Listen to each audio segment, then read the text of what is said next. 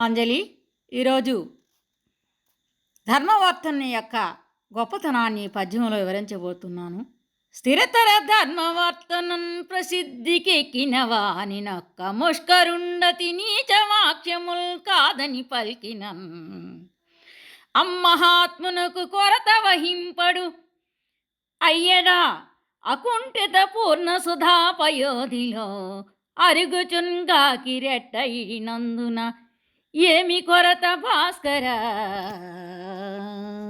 భాస్కర ఓ సూర్య భగవానుడా, ధర్మాన్ని ఆచరించినటువంటి మానవుణ్ణి ఒక నీచుడు చాలా హీనమైనటువంటి మాటలచే నిందించినా ధర్మవర్తనకి ఏమాత్రమూ కొరత రాదు.